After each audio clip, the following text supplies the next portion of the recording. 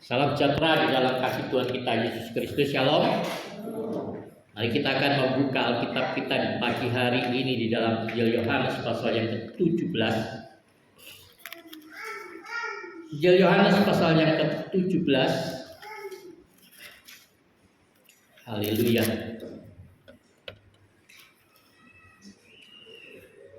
Injil Yohanes pasal yang ke-17.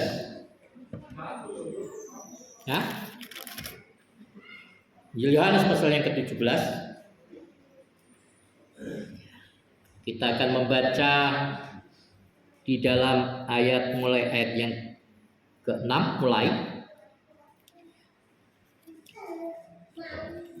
Injil Yohanes pasal 17 ayat yang ke-6. Aku telah menyatakan namamu kepada semua orang yang kau berikan kepadaku dari dunia.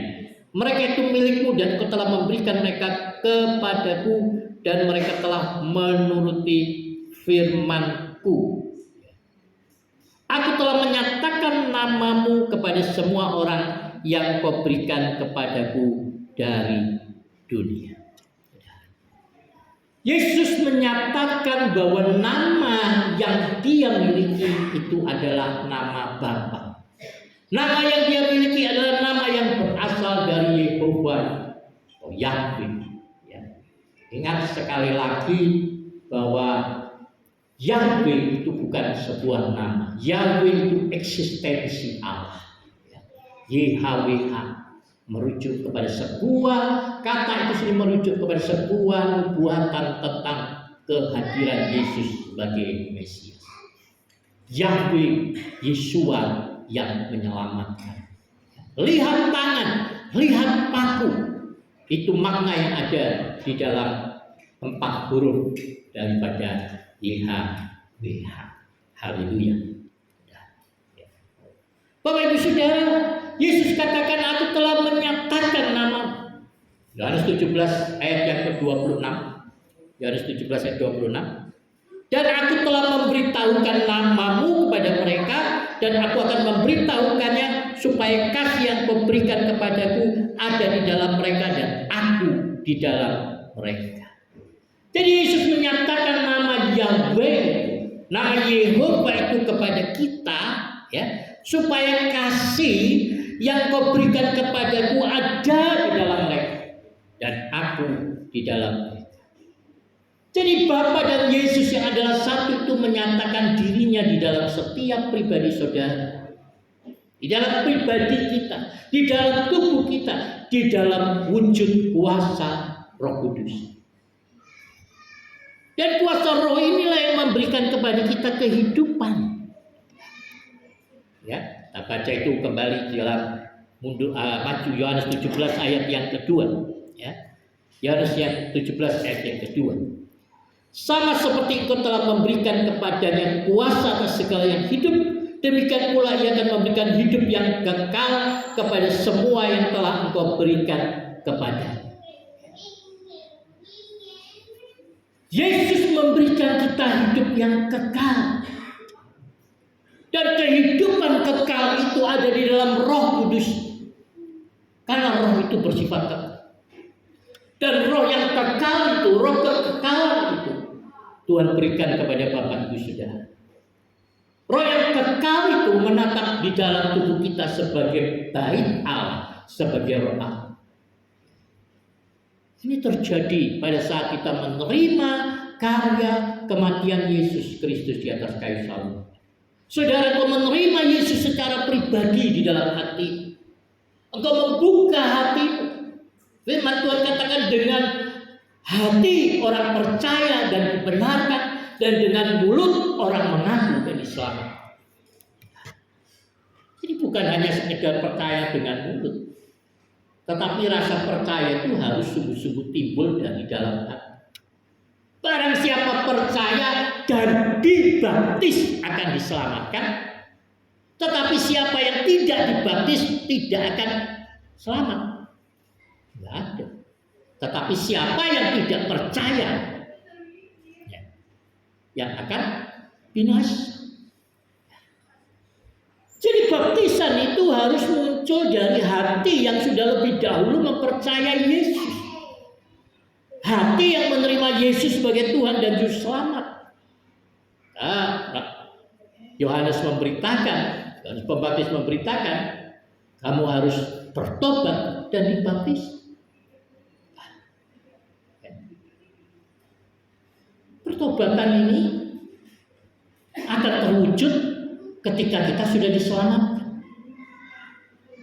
Karena pertobatan, perubahan hidup tidak akan terjadi tanpa Roh Kudus tinggal di dalam kita. Karena Roh Kudus lah yang akan memimpin kita untuk masuk ke dalam seluruh kebenaran. Roh Kudus lah yang akan menjadi jaminan materai keselamatan kita. Saat kita menerima Roh Kudus, hati kita akan dipimpin kepada kebenaran.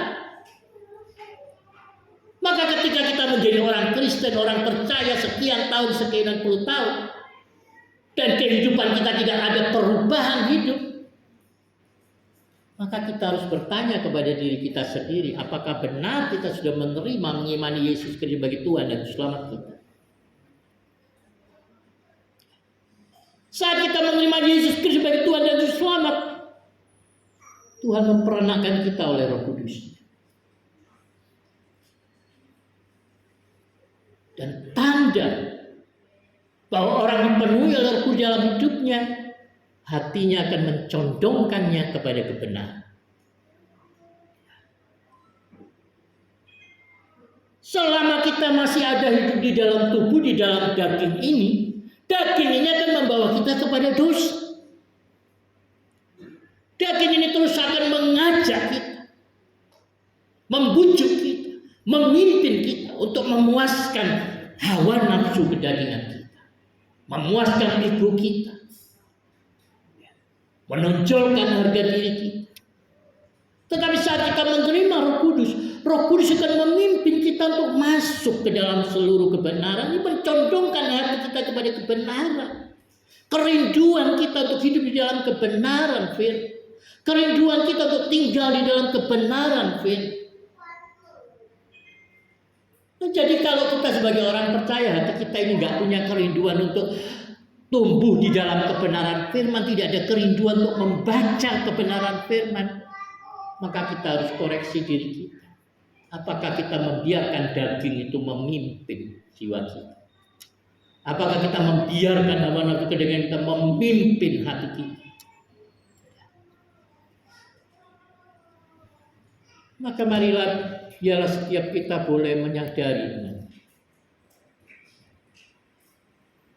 Firman Tuhan katakan, roh itu penurut tetapi daging itu lemah.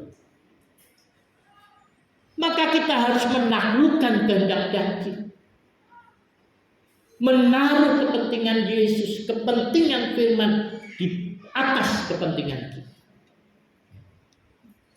Bapak Ibu Saudara,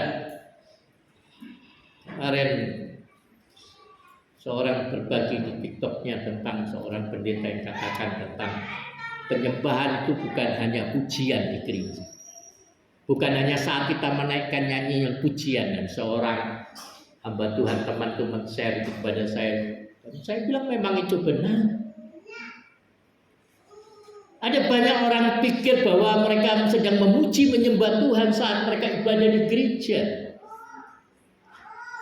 Tapi sebenarnya akar kata dari penyembahan itu adalah sembah, persembahan. Ya. Dan pujian, nyanyian pujian kita, ibadah kita akan berarti kalau kita masing-masing sudah terlebih dahulu mempersembahkan hidup kita kepada Tuhan. Tertulis di dalam Roma pasal 12 ya.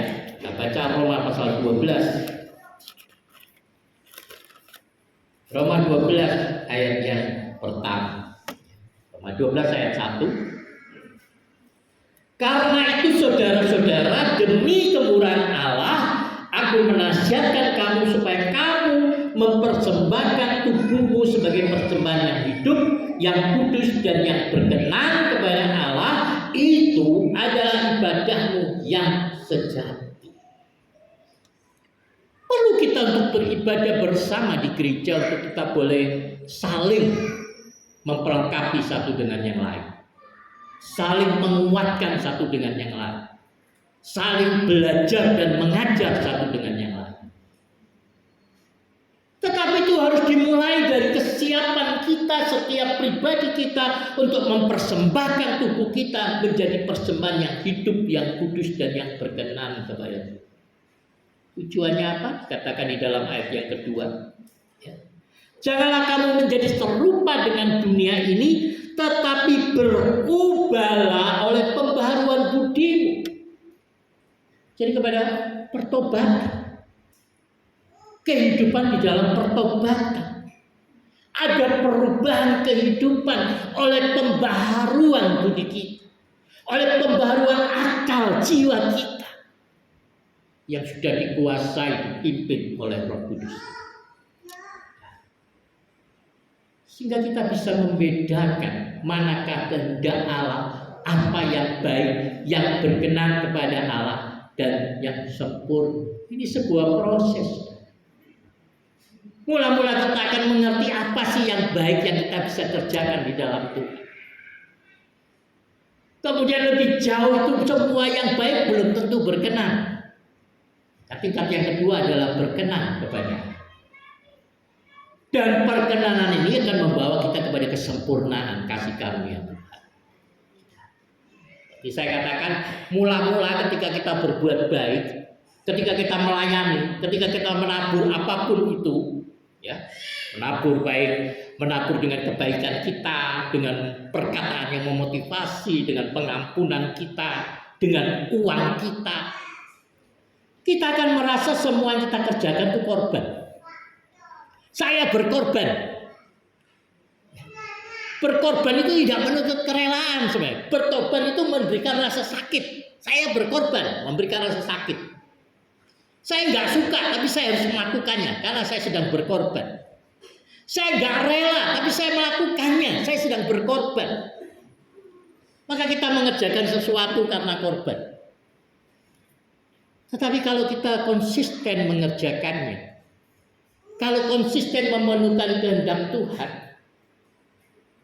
maka kita akan lama-kelamaan hati kita akan diubah. Kita akan mulai memiliki belas kasihan. Kita akan melayani oleh dengan belas kasihan, bukan lagi rasa korban. Ketika kita berkorban, kita menuntut pujian atas apa yang kita kerjakan. Kita menuntut rasa hormat atas apa yang kita kerjakan, karena kita merasa kita berkorban. Kita menuntut rasa terima kasih. Tapi kalau kita hanya berhenti di situ, maka semua korban kita akan sia-sia. Kita nggak akan pernah melangkah lebih jauh dari itu. Kita nggak akan bertumbuh menjadi lebih dewasa daripada itu. Karena kalau kita mengerjakannya di dalam pimpinan Roh Kudus, maka kita tahu bahwa belas kasihan yang nyata keluar dari kita adalah belas kasihan yang kita terima dari Allah di dalam Yesus. Maka kita mulai memandang orang-orang yang kita layani dengan belas kasihan. Kita tidak akan lagi menuntut rasa hormat. Kita tidak akan menuntut pujian. Kita tidak akan menuntut lagi rasa terima kasih. Karena kita tahu bahwa apapun yang kita kerjakan itu keluar dari hati kita. Kita tidak akan menuntut untuk setiap persembahan taburan kita 30, 60, 100 kali ganda Tuhan kembalikan. Kita akan berkata nggak peduli Tuhan mau kembalikan atau enggak. Saya akan tetap melakukannya karena saya mengasihi. Nggak peduli orang mau balas apa yang saya kerjakan dengan pujian, dengan rasa terima kasih, saya akan tetap melakukannya karena itu bukan untuk kepentingannya, itu untuk kepentingan saya.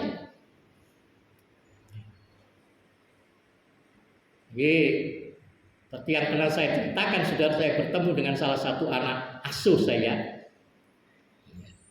Dia sudah diberkati Tuhan luar biasa, punya sebuah pabrik, punya rumah, berapa petak rumah, punya berapa mobil. Kali dia mengajak saya untuk pergi ke rumah makan, dia mentraktir saya makan di sebuah rumah makan yang makanannya saya nggak suka. Tapi karena ditraktir ya nggak mungkin saya bilang nggak suka kan. Jadi saya pergi saja ke sana sama dia. Lalu waktu ketika kami berbicara, dia mulai menyampaikan pencapaiannya. Apa yang menurut dia diberikan Tuhan kepadanya. Oh, Tuhan berkati dia, saya diberkati Tuhan luar biasa. Saya memulai usaha saya, pabrik saya ini tanpa modal. Itu hal yang luar biasa. Tapi lalu kemudian dia bertanya kepada saya, Om Bobi gimana sekarang pelayanan? Masih tetap ke desa-desa? Masih tetap ke pulau-pulau? Masih tetap setia dengan itu? Oh ya, saya melakukan.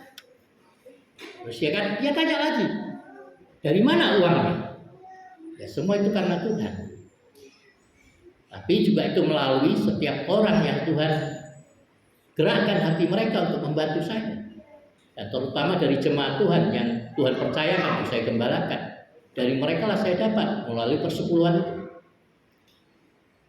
Tahu-tahu saudara ketika saya berbicara begini, Om jangan pikir saya ini sudah kaya. Loh, apa maksudmu saya? Ya, saya ini pabrik, saya semua ini saya masih punya utang bank, saya kredit bank. Saya langsung spontan tahu apa tujuan kalimat ini. Jadi saya ini kan orangnya kadang-kadang, bukan kadang-kadang sih, sering nggak bisa mengendalikan emosi saya. Saya langsung berdiri dari tempat duduk saya. Rumah makan itu sangat ramai, saya berdiri dan saya pukul mejanya, bang gitu. Saya tunjuk dia dengan berkata sambil gemetar saya ngomong dia, kurang ajar kamu. Apa maksud perkataan? Saya bilang. Dan dia mulai ketakutan saudara suami istri. Lalu saya bilang, jangan kamu pikir semua apa yang telah saya kerjakan untuk kamu, karena saya menganggap kamu sebuah investasi dalam hidup saya. Saya tidak melakukan semua kebaikan yang kau terima itu untuk supaya kau mengembalikannya hari ini. Tapi saya mengerjakan semua itu oleh karena belas kasihan yang Yesus tanamkan dalam hidup saya. Dan hal yang kedua, saya tidak pernah mengerjakan untuk keuntungan darimu. Itu keuntungan yang Tuhan sudah berikan kepada saya. Saya mengerjakan banyak hal, bukan untuk mengejar keuntungan dari sana. Karena saya terlalu percaya bahwa saya bekerja untuk Tuhan. Maka Tuhan sendiri akan memberkati dengan cara. Tidak perlu kita bergantung harap dengan apa yang kita taburkan sekarang. Tapi kita mengerjakannya dengan kerelaan hati. Dan tahu bahwa itu menyenangkan hati Tuhan. Dan saat hati Tuhan disenangkan, engkau tidak perlu khawatir dengan hidup.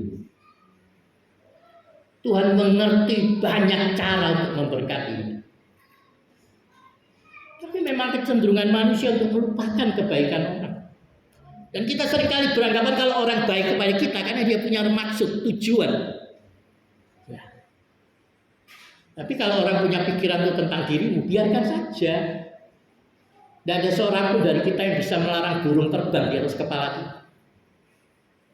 Yang kita bisa cegah kalau burungnya bersarang di kepalamu.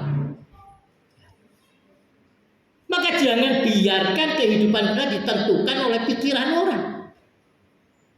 Ditentukan oleh perkataan orang. Oleh nilai-nilai yang orang capkan pada diri kita.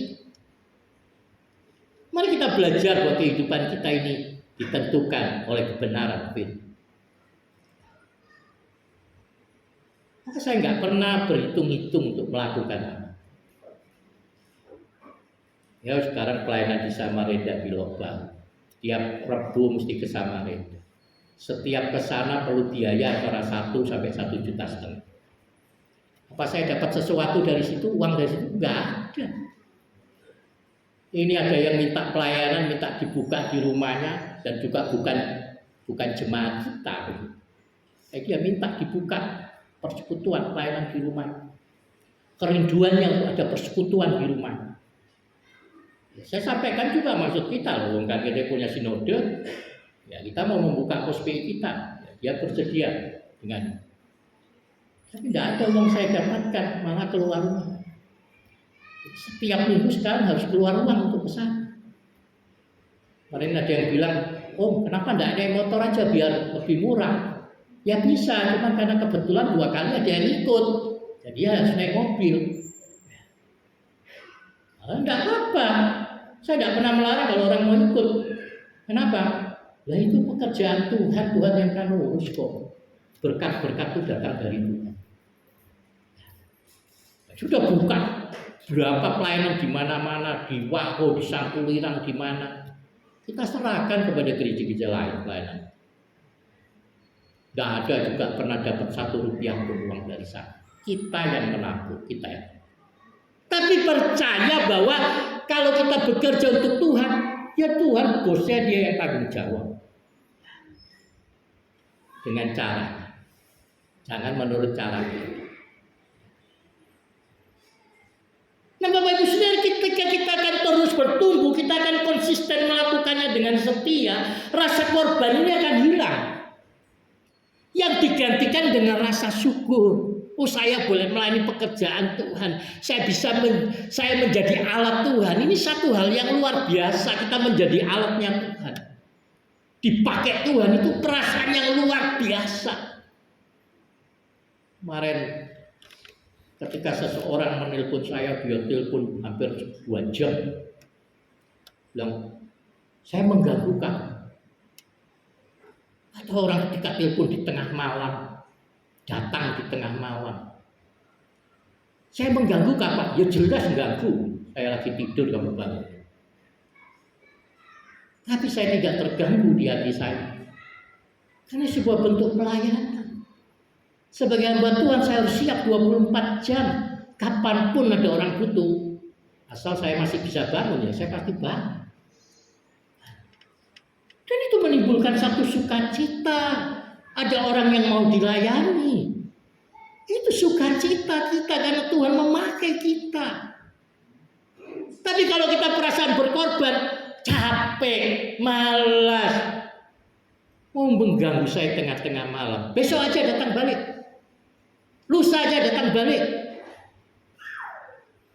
Tapi itu kesempatan Tuhan memakai saya langsung bangun. Melayani. Karena sebuah bentuk pelayanan siapapun itu. Mengapa kita seringkali keberatan kalau Tuhan pakai untuk melayani?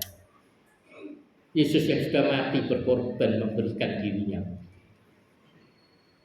Kita menganggap itu pengorbanan, benar. Tapi di pihak Yesus, di pihak Allah Bapa itu bukan pengorbanan. Kematian Yesus itu wujud dari kasih Bapa kepada kita. Wujud dari kasih Yesus kepada kita.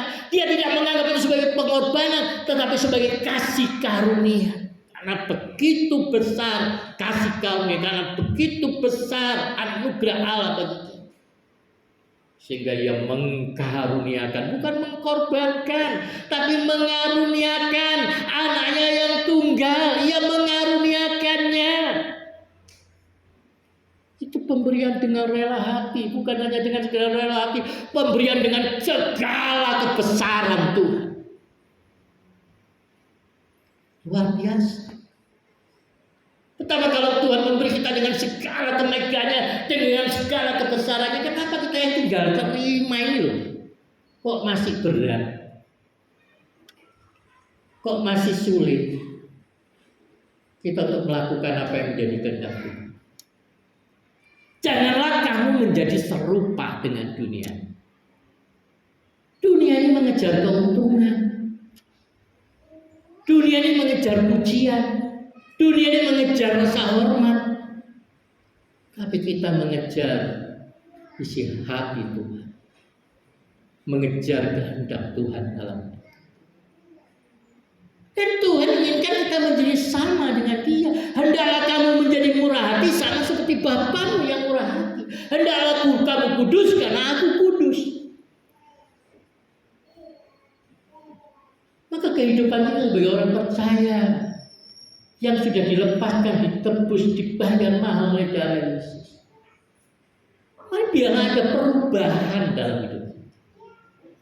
Kita mulai ibadah kita dengan persembahan secara pribadi. Persembahkanlah tubuhmu menjadi persembahan yang hidup kudus dan berkenan kepada Tuhan.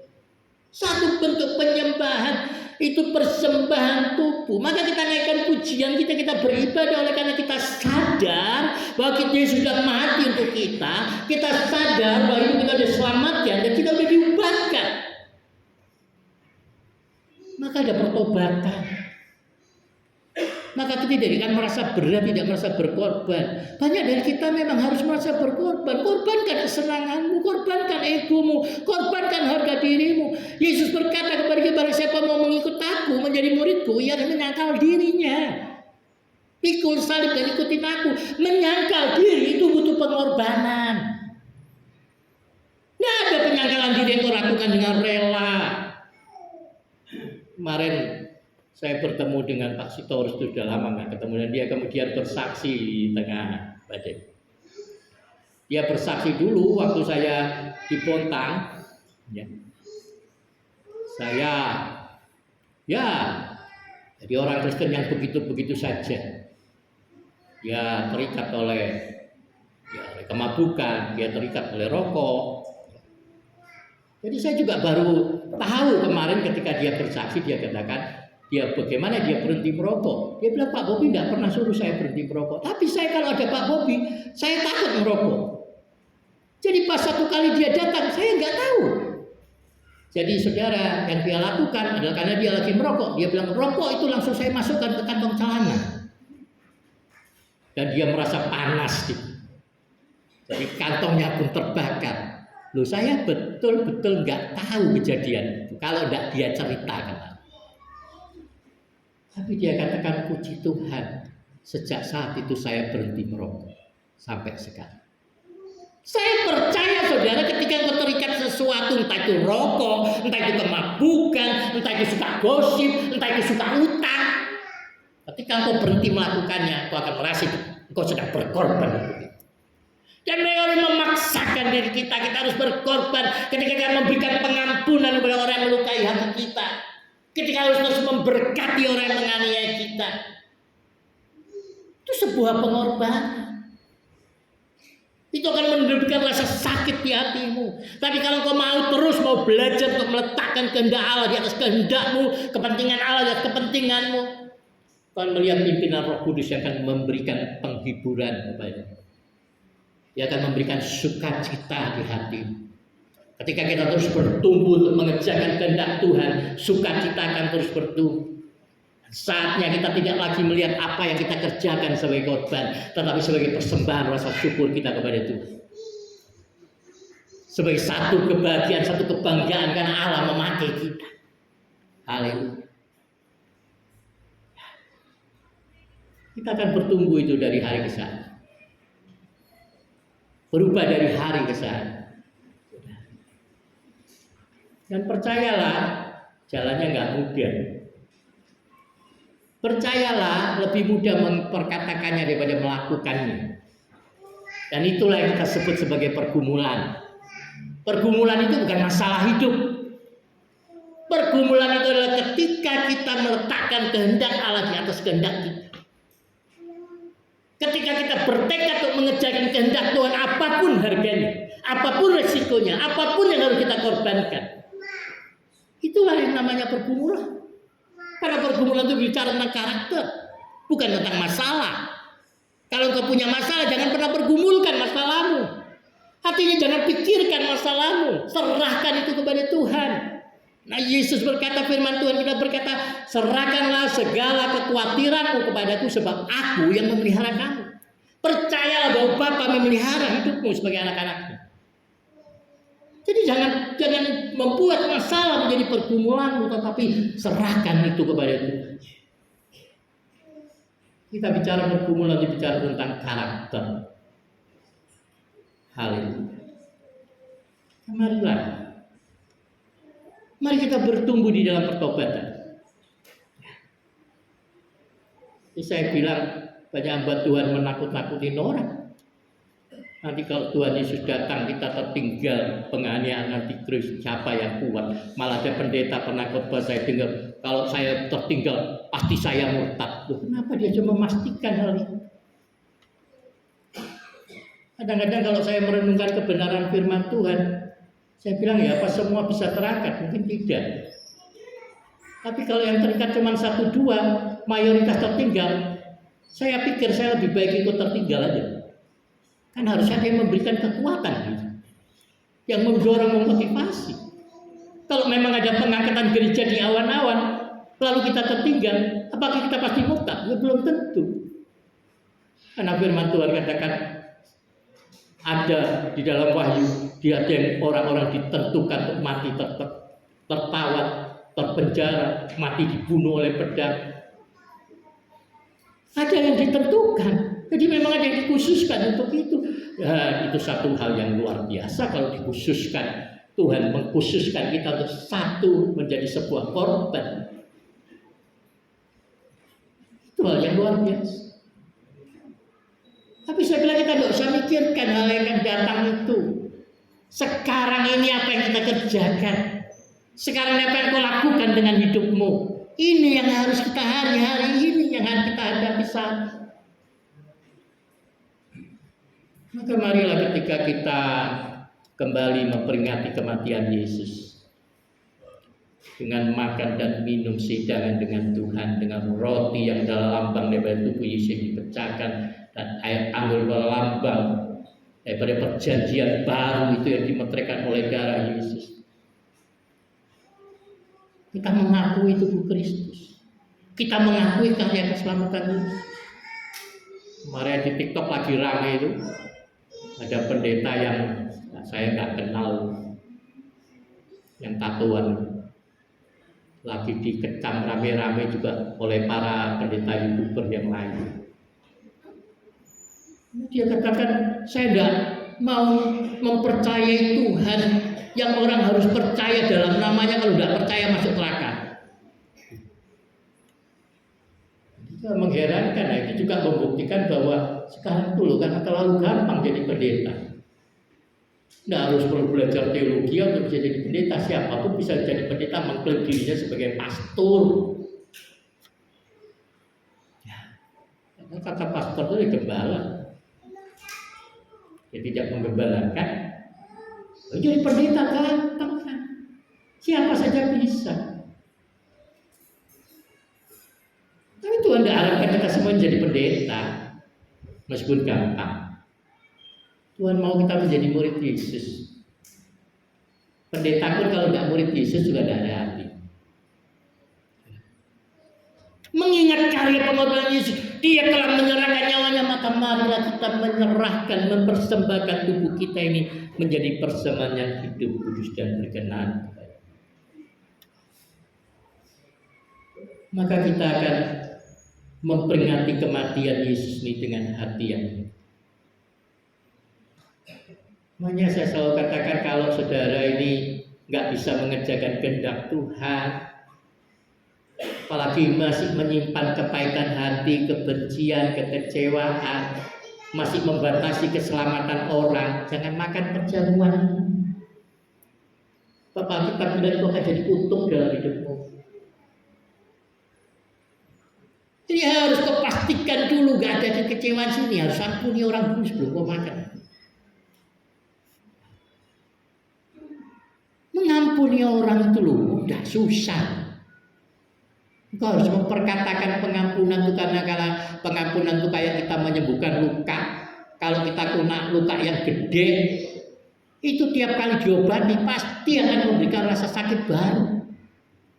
Percayalah, ketika hatimu terluka oleh seseorang, lalu kau memperkatakan pengampunanmu dalam nama Yesus, Tuhan aku mengampuninya, engkau menyebutkan namanya, hatimu akan terluka, pikiranmu terluka, perasaanmu akan terluka. Sama ketika kita mengobati luka, hati kita akan, luka itu akan tambah perih, tambah sakit waktu diobati. Engkau menambahkan rasa sakit pada saat engkau mengobati luka. Tapi kalau kita melakukannya dengan konsisten hari demi hari, rasa sakit akan berkurang dan kemudian akan hilang. Luka-luka besar tidak akan mungkin lenyap dari tubuh kita, menimbulkan bekas tanda. Kenangan-kenangan buruk tidak akan terhapus dari pikiran kita. Tapi saat kau mengingatnya, tidak ada lagi rasa sakit, tidak ada lagi rasa kecewa, tidak ada lagi perasaan gak enak waktu lihat wajahnya. Tapi kau akan melihat dengan rasa belas kasihan. Saat kau sudah benar-benar memberikan pengampunan, kau tidak akan lagi merasa luka. Hatimu tidak akan terluka. Kau akan bisa memperkatakan dengan bebas berkata. Semua itu dimulai dari korban. Saya ketika engkau melakukannya, saya tidak lagi berkorban. Inilah kasih Yesus yang Tuhan sudah limpahkan kepada saya. Yesus begitu mengasihi saya. Haleluya. Maka kita akan menyatakan kasih kita. Yesus memperbaharui hukum itu. Bukan mengasihi sesamamu seperti engkau mengasihi dirimu sendiri. Tapi kasihlah sesamamu, kasihlah saudaramu seperti aku mengasihi engkau. Kasih Yesus pada kita itu tidak ada batasnya. Firman Tuhan katakan, semua kalau anaknya sendiri yang tunggal itu diberikan untuk kita, apalagi yang tidak akan diberikan? Apalagi? Maka marilah Bapak Ibu Saudara, hari ini kita berbeda. Hari ini kita memperingati kematian Yesus. Ingatlah itu untuk mempersembahkan tubuhmu, hidupmu menjadi persembahan yang hidup, kudus dan berkenan. Kita belum kudus, benar. Gak ada seorang dari kita pun yang benar-benar kudus. Kita ini dikaruniakan kudus. Gak ada seorang dari kita yang bisa mengklaim diri kita paling benar hari ini. Kita semua dibenarkan secara cuma-cuma oleh kasih karunia Yesus. Bukan oleh karena perbuatan baik kita, bukan oleh karena jasa kita, bukan oleh karena pelayanan kita. Kita dibenarkan oleh kasih karunia di dalam Yesus Tuhan kita. Maka mari kita yang dibenarkan, kita yang diberikan belas kasihan, kita juga memandang orang lain dengan belas kasihan yang sama. Maka pujian kita, penyembahan kita, ibadah di gereja kita akan berarti. Karena kita sendiri sudah lebih dahulu sadar bahwa kita adalah orang-orang yang ditebus, dibenarkan oleh Yesus. Kita mau hidup di dalam pertobatan. Ada perubahan hidup dari hari ke hari. Ada perubahan hidup dari hari ke hari. Sampai kita menuju pada kesempurnaan. Kalau Tuhan berkenan, kalau memang Tuhan Yesus datang untuk mengangkat gerejanya sebelum penganiayaan atau di tengah penganiayaan atau akhir penganiayaan, saya nggak tahu. Tuhan bisa berkenan menyelamatkan kita. Tapi mulailah dari saat. Jangan tunggu Tuhan datang. Jangan tunggu mau dekat mati baru bertobat. Jangan tunggu dekat mati baru sungguh-sungguh. Tapi mari pakai hari-hari yang ada. Selama hari-hari ini masih dikatakan sebagai hari-hari perkenanan. Mari pakai hari-hari ini. Pakai untuk kita datang kepada Yesus.